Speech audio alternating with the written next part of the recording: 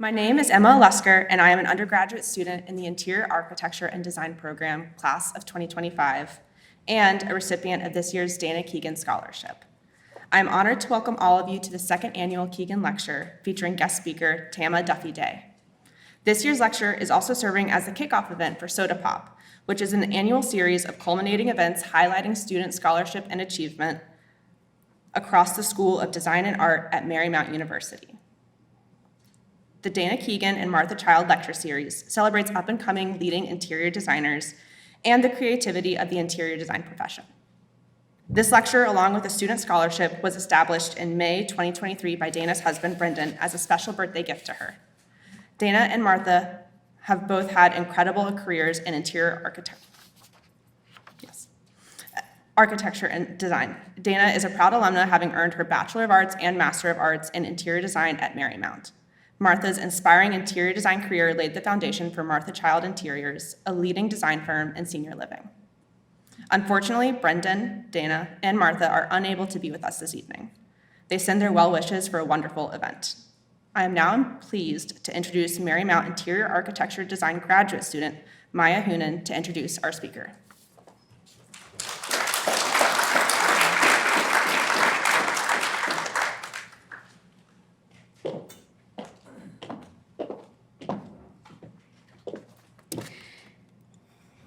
Thank you, Emma. My name is Maya Hoonan, and I am a graduate student in the Interior Architecture and Design Program, class of 2025, and also a recipient of this year's Dana Keegan Scholarship. I am honored to introduce this year's guest speaker for the Keegan Lecture Series, Tama Duffy Day, and her presentation titled, Living Longer, Working Longer, Playing Longer, What's Design Got to Do with It? Tama is a longevity advocate, educator, author, and licensed interior designer with over 40 years of professional practice.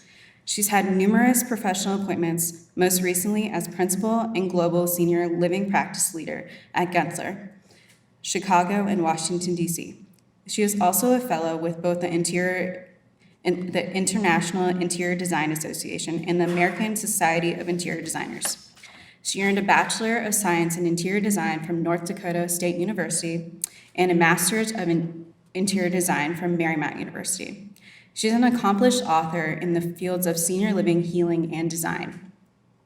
Tama has held faculty positions at the Corcoran College of Art and Design, the New York School of Interior Design, New York University, and most recently, Marymount University. Please join me in welcoming Tama Duffy Day.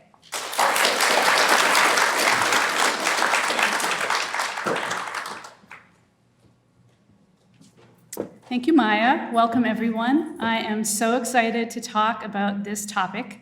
I'm very passionate about design, and I'm super passionate about longevity. So we should get to know these words: sexagenarian, septuagenarian, octogenarian, nonagenarian, centenarian, 100 years young.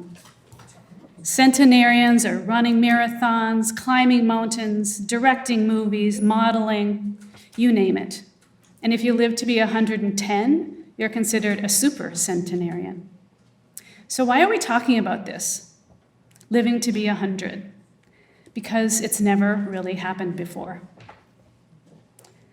For the first time on planet Earth, humans are living longer than ever. Let me repeat that. For the first time on planet Earth, humans are living longer than ever before, significantly longer. And as you can read, in the US alone, our population of 100-year-olds is expected to quadruple.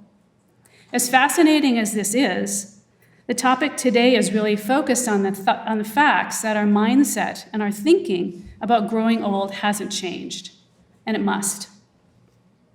So what exactly is going on? Two things are happening at the same time. The graph on the left illustrates that the fertility rate in the US is dropping below the rate to maintain population size. This chart was from 2020, and the CDC just 2 weeks ago indicated that the fertility rate is lower than before, falling to a historic low. So basically, the population of the US is declining. And at the same time, we're living longer and staying healthier. Since 1960, our life expectancy has increased 8 years. And to visually see this change, I've included these 3 diagrams to show the population pyramids. So 3 timelines, 1960, 2018, and 2060. And each bar represents 5 years. So at the bottom, you have 0 to 4, and at the top, those 85 and older. In every society since the start of history, whenever you broke down any population, you always got a pyramid, like shown in 1960. In 1960, there were a lot of babies. It was the baby boomers. The baby boom was from 46 to 64. I'm literally represented on that bottom line in 1960. And life expectancy in 1960 was just under 70 years of age. But more women, shown in the lighter color, lived longer lives. And you can literally see the baby movers kind of moving up through these 3 pyramids. In the first pyramid, they're at the bottom. In 2018, the baby boomers ranged in age from 54 to 72. And in 2060, the youngest baby boomer will be 96. And I'm guessing the next iteration of this charts, there'll be lines for 90, 95, and 100. To me, what's striking in the middle pyramid is that there's definitely no baby boom, and there is a steep decline in the pyramid for men, the left side of the chart, the darker color, after age 50. And the trend from 1960 of women living longer than men continues. Scientists predict that half of the 5-year-olds today will live to be 100. In 2060, our pyramid will turn into a rectangle. We will have almost as many Americans over age 85 as under age 5. I love that some of you are saying, wow, that is truly wow. This is the result of our longer lives and slower birth rates. So this is uncharted territory. Uncharted territory, not just for us, but for all of humanity. We have never had a population the shape of a rectangle, with nearly equal distribution of people from all decades. I think this is exciting. I hope you do too. And this isn't just happening in the US. This graph from 2017 represents the population of the world over age 60. According to the World Health Organization, in 2030, just 5 years from now, 1 in 6 people in the world will be over 60. This phenomenon is known as population aging. In Japan, the country with the oldest population in the world, 1 in 10 people are over the age of 80. And like in the US, they have declining birth rates, and they are estimating a shortage of 11 million workers. As you can imagine, this is time for innovation. So how has Japan innovated? Robots. They're investing in robots to both perform workforce tasks as well as to care for the elderly.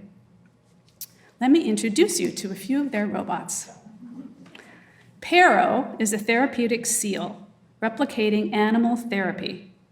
She's been found to relieve stress in both residents and their caregivers by stimulating interaction while improving patient relaxation and socialization. She's in her 8th generation and has been used in both Japan and Europe for over 15 years. Or Jaime, the avatar robot, is 48 inches tall and is equipped with a camera, microphone, and speaker. It can move backward, forward, swivel. It can use its own arms and neck. It can be controlled remotely, thus serving as an exact self for people with physical impediments. In this cafe, people bedridden with ALS and spinal cord injuries were able to remotely control the robots to serve guests. Robear uses advanced technology to power its vision, flexible movement, and giant arms strong enough to lift a human right off the ground. It is testing the profound implications for this relationship between man and machine. Robear is a high-tech teddy with a mission to make elderly care easier by providing assistance with lifting and patient care. Forbes predicts that by 2026, just next year, we'll have robots in our houses doing laundry, washing clothes, and helping with housekeeping. So going way beyond Roomba. Remember Rosie? I'm just curious. Raise your hand if you would be willing to have a robot in your home helping with stuff. How many of you would be willing to have a robot? Quite a few people. Almost everyone. I know I don't love doing laundry. Well, wait no more. Meet Neo Gamma, a humanoid robot from IX Technologies, built for the home and designed by a former engineer of Tesla. The company operates in Silicon Valley and Norway. Neo can do housekeeping, can be a companion, it can even tutor. It's currently selling for $60,000. You can add your name to their wait list, but it's happening, people. Eve, a prototype, was deployed in factories in 2022. With the changes in our population pyramid, as you know, our workforce is also in the midst of a significant transformation.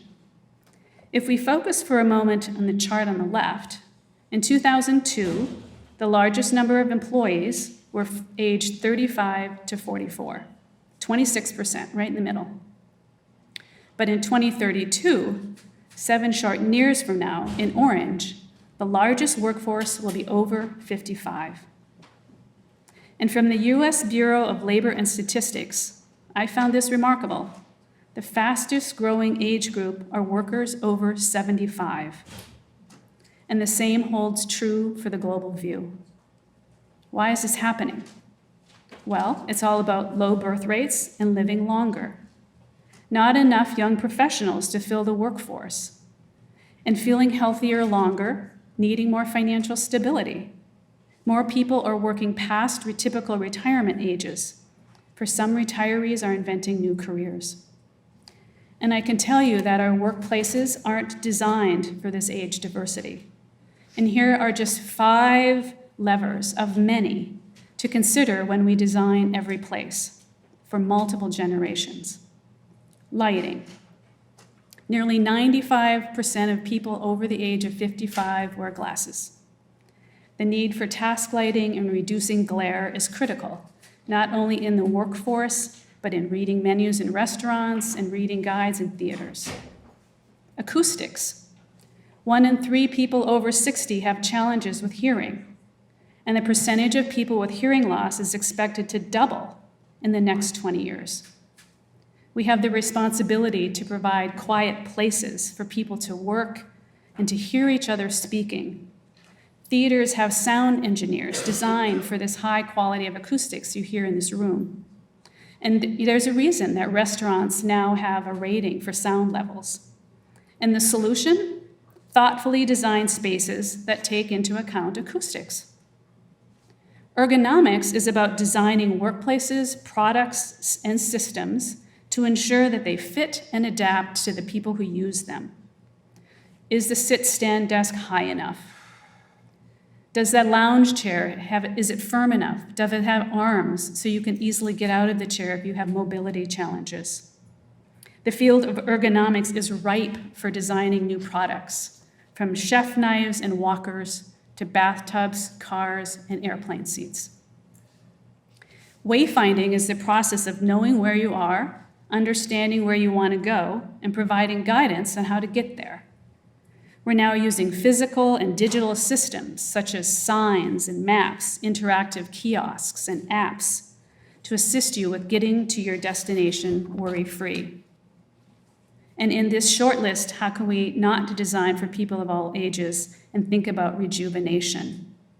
Our workplaces need to have windows, access to daylight, views to nature, and biophilic components to relieve stress and inspire collaboration. Designing our workplaces and our play spaces requires a thoughtful approach and acknowledgement that a 20-year-old and a 75-year-old need different solutions to be supported in their work environments and in return have thriving businesses and communities. This leads me to this new thought that we have literally a new slice of life. Infancy to young adulthood has remained pretty much the same, and older adulthood and end of life is not significantly changing, but we potentially have a new slice of life. Not necessarily measured in lifespan, but in health span. For some, it may be age 60 to 70. For others, it may be ages 80 to 90. What will you do with this new slice of life? Work longer? Develop a new profession? Travel? Volunteer? Teach? Mentor? For some grandmothers in Staten Island, New York, they've become chefs. These grandmothers, or nonas, have been hired to cook recipes that have been handed down for generations, food that is a part of the fabric of their culture. And if you're in Staten Island on Friday eating at Enoteca Maria, you can sample Nona Marfusa's food from Bangladesh. As I read about this restaurant, they are focused on preserving culture through food. Not only do they serve the food, but they teach you how to make it, truly celebrating age and diversity. I was particularly inspired by the Stanford Center on Longevity's report called The New Map of Life. And they state, as you can see here, the 100-year life is here, and we are not ready. They look beyond just a slice of life and really question the entire 100 years and think about it in new ways. Stanford gathered experts from around the world, conducted extensive research, and suggested 10 strategies to get ready for this 100-year life that we know is already here. And they range from work more years with flexibility to be prepared by the future and amazed by the future of aging. And that focuses on technology. They basically believe that there are entire fields and studies of business for geroscience and gerotechnology. And one key principle of this new map of life is flexibility. Currently, our conventional life course is a one-way street: education, work, retirement. This new map of life features forks in the roads. They suggest you can take many different directions: intersections, clover leaves, off-ramps, on-ramps. Flexibility is the mantra, assuming it is not a one-way road. I'm going to touch briefly on 3 of their strategies: age diversity, learning, and longevity-ready communities. So age diversity is net positive for societies and the bottom line. We live in a society really rooted in youth and vigor. The fact that people are living longer signals neither calamity nor crises, but rather a profound shift. The research indicates that the speed, strength, and zest for discovery common in young people, combined with the emotional intelligence and wisdom prevalent in older people, create possibilities for families, communities, and workplaces that haven't existed before, a society that is indeed age diverse. In this diagram, they also believe multi-generational workforces lead to increased resilience and increased productivity, among many other things. The Stanford Journey Map also points out that multi-generational households are on the rise. These households can share financial and social resources. Children can receive more attention from grandparents and other caring adults, resulting in improved mental and physical health. And we need to think about age diversity in every industry, like 100-year-olds working at Home Depot, and scientists working into their 80s, and the redesign of lab and research facilities to accommodate them. The healthcare workforce is facing a deficit of physicians, nurses, and other healthcare professionals. Designing hospitals, clinics, and rehab facilities that inspire and motivate the patient can also be used to attract and retain clinical staff. And let's not forget about retail design. Gen Xers, who are turning 60 this year, spent more per capita in 2024 than any other generation. Retail needs to be designed for all consumers, supporting all the attributes that come with aging, reducing glare in displays, varying the heights of products to support people sitting on scooters, and using signage and graphics that the aging eye can see and read.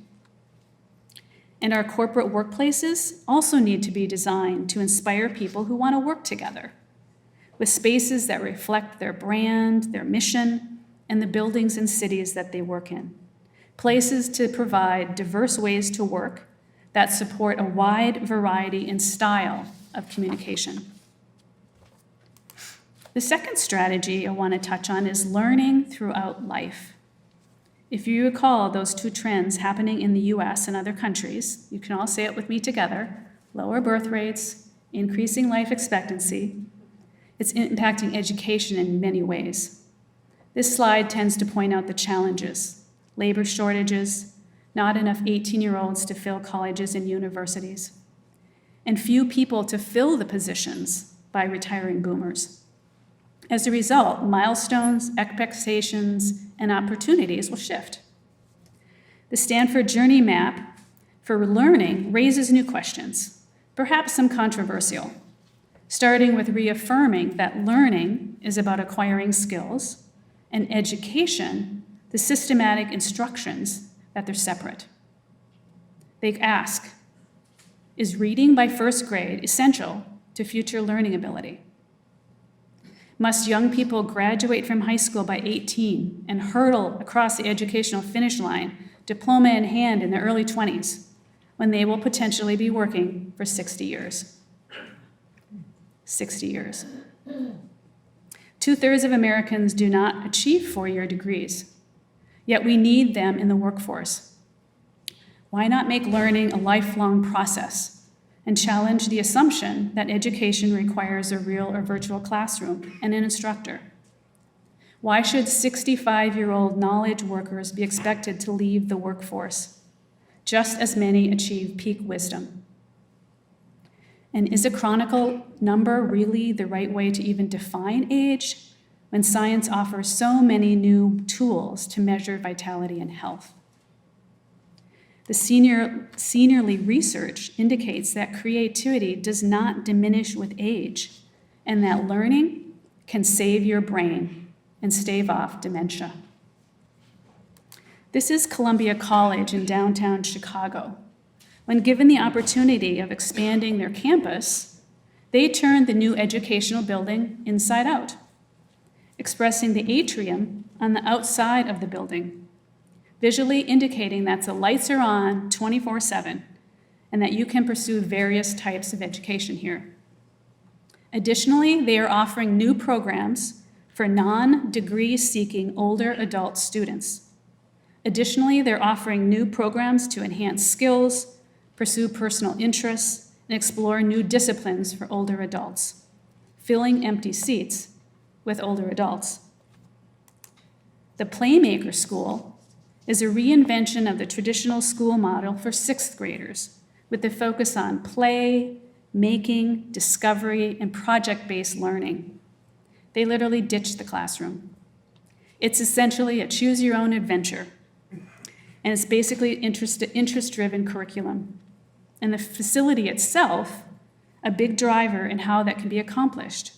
The physical spaces were designed for this new kind of learning, with digital sandboxes, software games, and workshops where drills and sawdust are common.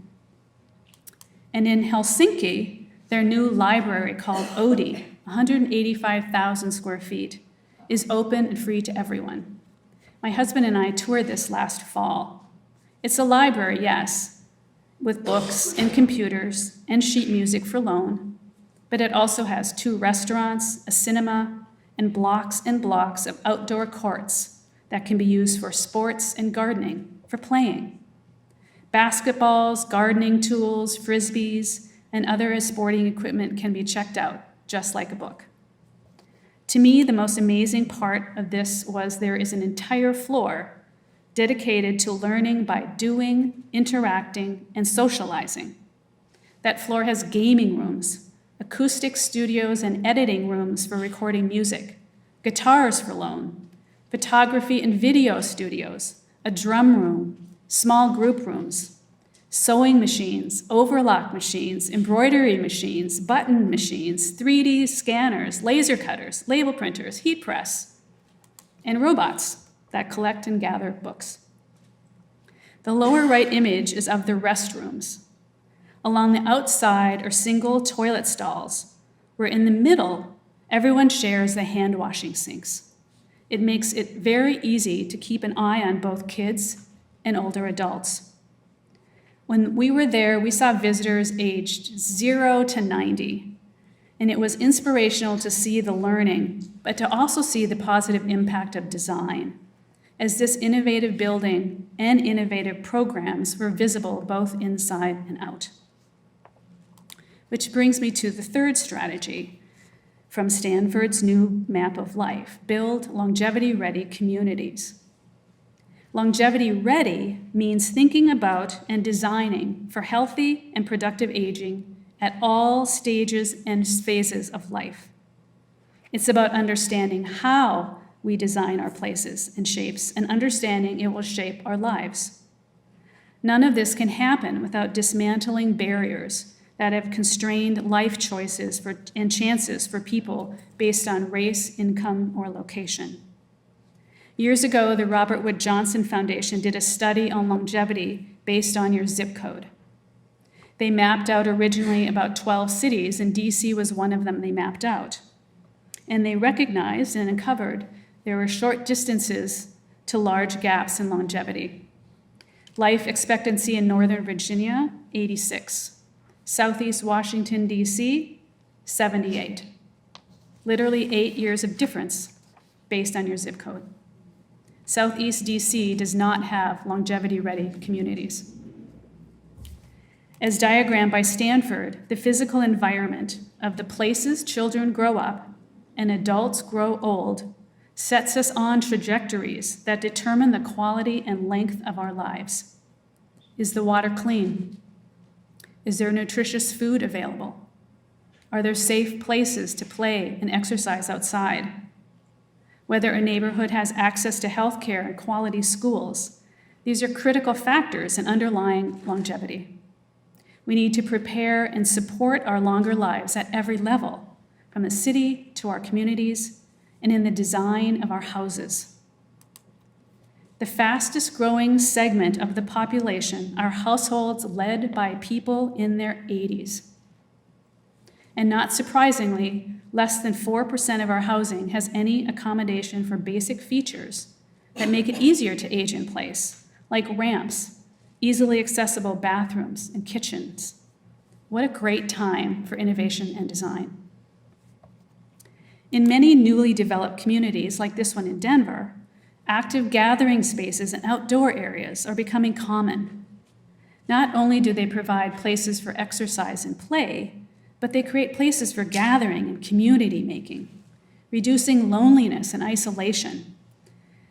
And although we know older adults are lonely, a recent survey indicated that 73% of Gen Zers, people aged 13 to 28, indicate they feel alone. Heavily into social media, they've never been offline. So having spaces and places like this where face-to-face connections can make a difference. These community spaces can be a vehicle for bringing purpose to those facing loneliness with real-time engagement. In China, 1/5 of their nation is over 60. And they are building longevity-ready communities like this in Anjou. This master plan community has diverse housing options, from single-family homes to small apartments to duplexes. And the communities have many different walking paths, several near the water feature within the community, but also in the surrounding areas which are known for their forests and their healing waters.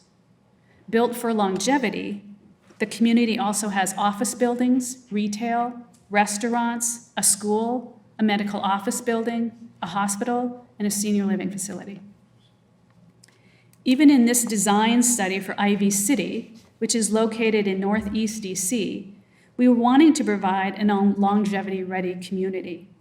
Our ideas included renovating the school, seen in the middle of the sketch, creating a community green for a farmer's market, adding more diversity in housing, bringing in a grocery store, and providing areas for holistic wellness and exercise. All components focused on strategies around longevity and age friendliness. I'm a part of the DC Mayor's Age-Friendly Task Force, and we're looking all across the wards in DC to ensure that residents are active, connected, healthy, engaged, and happy. And we too are looking at longevity-ready communities and age-friendly initiatives focused on broad topics from housing and transportation to elder respect and social inclusion. And now moving beyond the Stanford 100-year life study, there are some other facts about our longevity that also provide opportunities for design innovation, focused specifically on older adults and the resources that will soon be lacking, as we do not have the housing nor building infrastructure to support this aging population. In a recent research paper I co-authored while at Gensler, titled Beyond Senior Living, Designing Communities for Inclusion, we uncovered 4 paradigm shifts that are reshaping the mindset of how we design future development specifically for older adults. So moving from legacy to longevity, this shift is really about acknowledging that older adults remain active members of our society, and they require infrastructure and amenities to continue to live their lives as they like. An example is this new development by Willow Valley. It's named Mosaic, and it will expand their current suburban-only senior living community downtown into the city of Lancaster, Pennsylvania. This high-rise will be for active adults living independently, residents over the age of 55. With resident units above, the 2-story base functions almost like a hotel. It welcomes in residents, neighbors, and visitors, and provides access and use of their restaurants, their fitness facility, and their spa. And the restaurants and ballrooms are intended to be a community amenity, changing the mindset from mine to ours. Willow Valley just broke ground on this and expect to have residents in it in 2 to 3 years. Functional to experiential is really focused on moving beyond single-use spaces to create adaptive, multi-generational, multifunctional destinations where people can live, socialize, feel safe, and have meaningful experiences. At Fountain View in Playa Vista, California, residents have access to flexible spaces that provide outdoor dining, garden, walking paths through the neighborhood, and residential units with an abundance of natural light, with balconies and operable windows for cross-air ventilation. And the image on the left is of the memory care with its own garden and walking area. Isolation to participation really is a shift that looks at a holistic approach to developing spaces for older adults, inviting them to be active participants in driving the desired experiences. In Town Hall Apartments in Chicago, it was one of the first of its kind apartment building for LGBTQ older adults. The elders participated in many workshops and helped shape both the community and the residential spaces. To me, one of the most remarkable components of the workshops was that the elders chose to take square footage out of the residential units and move it into the community spaces, which shaped the building, but also indicated a preference for community spaces. So many of the apartments are studios. The apartment building was fully leased 10 days after offering, and 10 years later, there's still 100 people on the waiting list, providing the need for people to age in place in community-based ways. And from fixed to flex really shifts on developing adaptable building infrastructure that evolves and changes as people's needs change as they live these longer lives. The La Posada development in Arizona is being built to provide a sustainable infrastructure with access to many hiking trails in the Mountain Valley. In addition to being a life care community, This longevity-focused development will include freestanding buildings for restaurants, retail, a medical office building, as well as single-family homes, apartment buildings, and much-needed workforce housing. So as you can see from these examples, there is no one-size-fits-all solution for offering older adults housing, and we need diverse solutions that people can afford. So designing for our 100-year lives will see shifts across every industry. Airports are providing more access to water, as hydration is necessary for healthy travel. And they're providing yoga and stretching rooms and healthier food options. Lights and lighting colors are being tuned to align with our circadian rhythms. Next up, we need to redesign those jet bridges and airplanes to accommodate wheelchairs and scooters and better airplane seats. Retail and shopping malls are providing more areas for seating, so shoppers of all age can take a break, both for physical reasons, but also to watch and socialize. And the same holds true for museums, adding benches and chairs so visitors have more opportunities to sit. Gyms and fitness facilities are being designed not only with updated equipment, but environments that inspire you to move, to exercise, to socialize, providing some areas that are on display, balanced with other areas for more private training. And hospitals are redesigning rehabilitation suites, allowing patients and their families to become familiar with the challenges of daily living while still in the hospital. At the Shirley Ryan Ability Lab shown here for patients recovering from severe physical challenges, they are finding that these extended patient stays reduces tension and increases positivity, bringing families together in coping with these physical changes that will impact their shared experiences once home.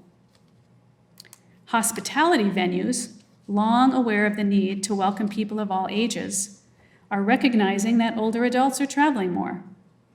They are providing community gathering spaces, activating the lobby areas with more food and beverage tastings, educational events, and adding multifunctional spaces. Design solutions focus on acoustical and visual privacy and a variety of lighting levels to accommodate all abilities of sight. At Citizen M hotels, their lobby, bar, and restaurants are open 24/7, allowing travelers to address the time zone changes and to feel welcome in these shared areas. And bathrooms are continually being improved, both in providing views of nature and beauty, but also in functional bathing areas that are easy to use for both young and old, roll-in showers, toilets with bidets, and grab bars for safety, while also being easy to clean. Our clinics are being designed to truly replicate feelings of hospitality and healing, with soft and integrated natural elements and calming lighting, focusing not only on physical health, but on mental and spiritual well-being. And urban public gathering spaces are being designed to inspire and entice engagement with digital billboards and their endless number of images and messages. And let's not forget about the importance of play. Playground equipment is also being redesigned to accommodate people of all ages playing. Striders, stationary beds, strength machines, and pictured on the left, that man and young child are in what's called the expression swing, allowing adults to experience movement also. And as the saying goes, we don't stop playing because we grow old. We grow old because we stop playing. Playing is as essential as getting a good night's sleep. In China, their civic square and public spaces are filled with dancing nannies, women that come together every day to dance and laugh. And I found this news article funny, that now they're too loud, and the neighbors are complaining that the dancing grannies are having too much fun in a public space. So will they need another place to play? I don't know, but I hope not.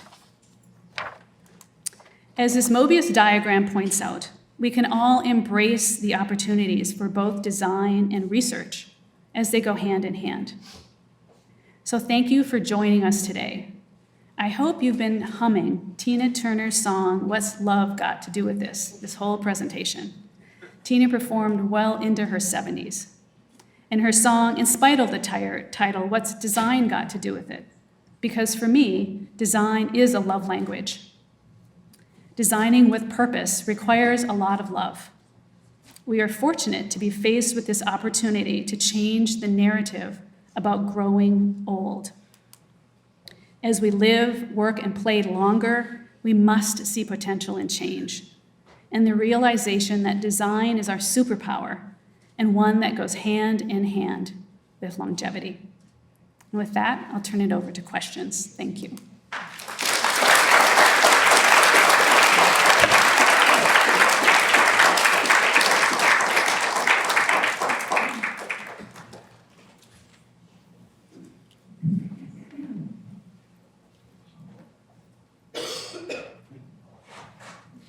I'm wondering, given the extreme use of multimedia, the children in today's world that are between 15, whatever, Yeah. you said 13, 18, how are you going to convince them that they need to get off those cell phones and computers to start going out and sitting, when our parents sent us out, they said, go ride a bike and come home in time for dinner. The kids now, it's like, we don't want you to talk on the phone, be on your phone, doing social media too long. Well, I'm not a psychologist, but I do know that, talking about playing and perhaps showing them how to be more engaged, perhaps we can illustrate and mentor them in these ways. Maybe if we put our own phones down for a while and played a game with them, or I'm not a parent, so I am certainly not an expert at this, but I've watched my nieces and nephews, and, they are interested in engaging with you. You just kind of have to ask them what they're interested in, whether it's outdoor shooting hoops or showing them how they can beat you in pickleball or doing something physical, going for a walk. I think talking to them about what interests them, they have a lot to say. And I think it's important that, you talk to younger adults and engage them in your lifestyle and engage them in the things you do so that they understand that they matter. Because they all do, really, truly matter. We're depending on them. They're the rectangle.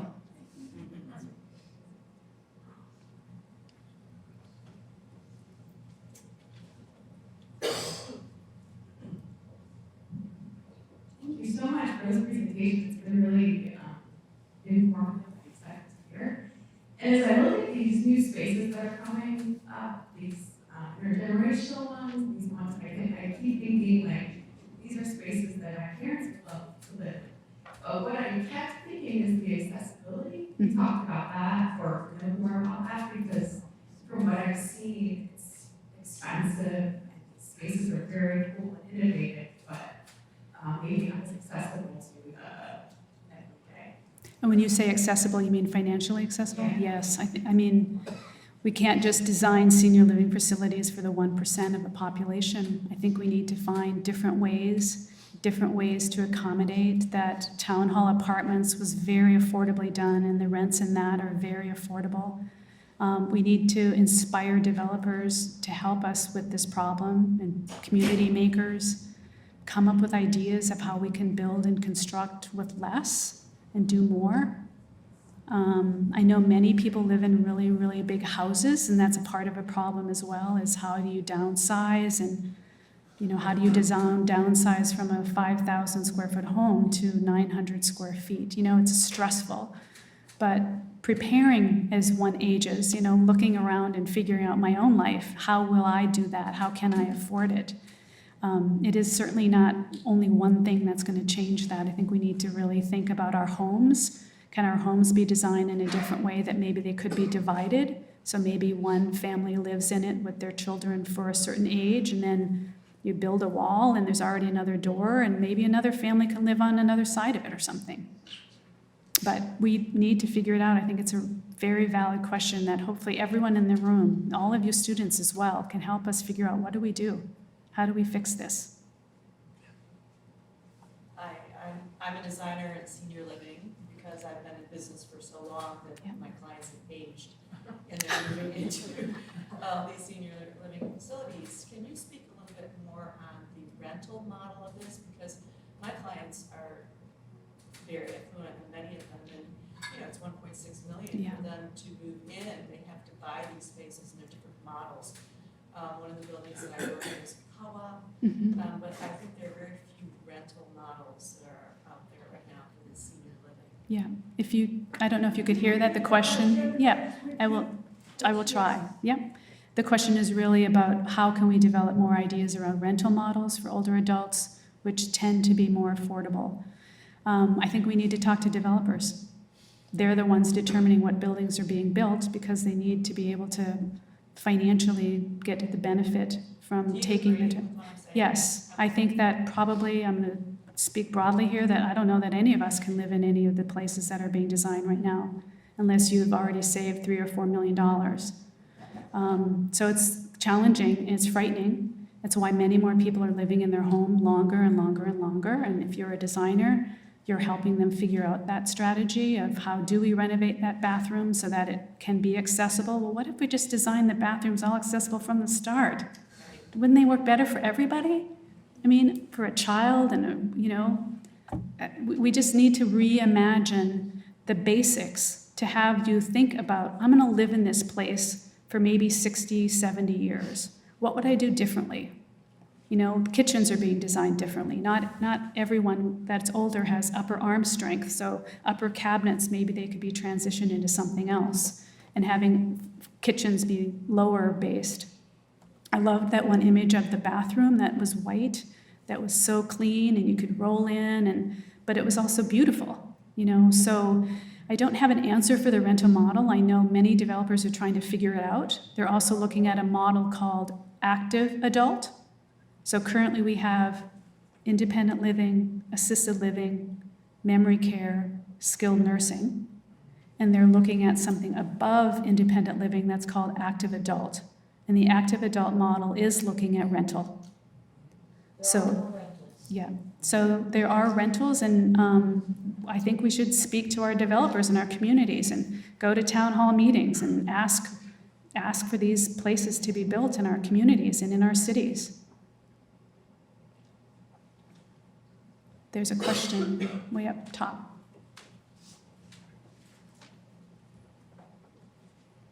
Thank you so much for your great presentation. My husband and I are caring for aging parents and have gone through a lot of this. When you think of the multidisciplinary team that you need to bring together, psychology, the physical aspects, the design, the cost, and work through the trade-offs, can you just pull together a multidisciplinary team, or in your experience, how do you do that effectively? I think a multidisciplinary team is really important. And typically on projects, you have different engineering and design disciplines as a part of it. But what I like that you've mentioned is that it's going outside of the typical consultants that you have in the architectural and interior profession and looking at people with other perspectives. And I think that's really helpful. And, here at Marymount, there's a variety of levels of schooling and education. And we do kind of work with across the colleges and look at values from someone in nursing and someone in psychology and someone in design and co-ideate with them. And I think that perhaps ask some of the students and faculty here, maybe we can figure a way to help manifest this, not just for students, but maybe that's a course that we could offer or a portion of a course that we can offer. And then we could publish some of the results from that. Speaking broadly here with no permission, but why not? One of our classes that I'm teaching this year is an intergenerational project that has a clinic and a community space in it, and I see some of the students are here. Thank you for coming. Maybe we can also publish that, and you can get great ideas from how they're looking at it from their perspective of what intergenerationally looks like. It's a broad topic. You guys have so much opportunity here to invent and do work in this field. Every single thing you design, you should think about, Would an 80-year-old be comfortable here? Would a 100-year-old be comfortable here? Would a toddler be comfortable here? Because as you can see in that population, we need them all to feel comfortable and welcome, and it needs to work for everyone. And it's a first time. So all of you students have this great opportunity to help us reimagine life and how we live in it. I'm super excited and I know the talent that's in this room. So you have a big ask of all of us on your shoulders. Any other easy question?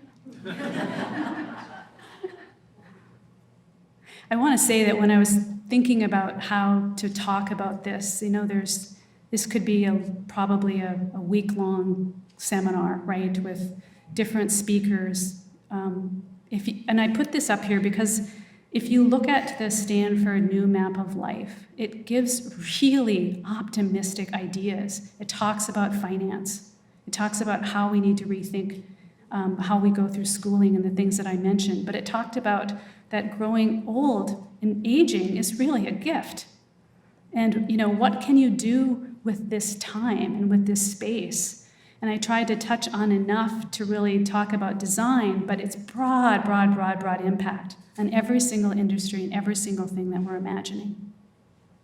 I'm really optimistic and I'm excited about it. I hope I live a long life. I've already lived to 66 and I feel pretty privileged for that. So see me moving up that baby boomer pyramid. Any other questions? Thank you for having us today. Thank you for having this as one of your topics. I'm very excited.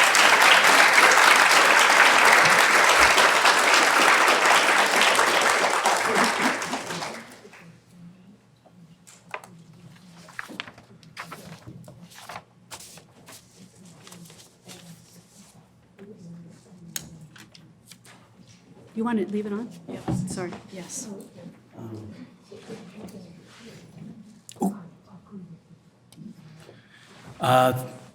Thank you, everyone, for coming. My name is Joe Hicks. I'm the director of the School of Design and Art.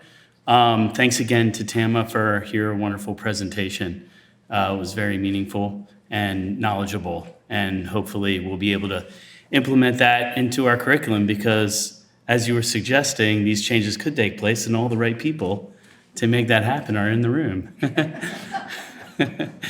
Anyways, I'd just like to thank everyone for coming and to please join us for light refreshments in the lobby. Thank you so much.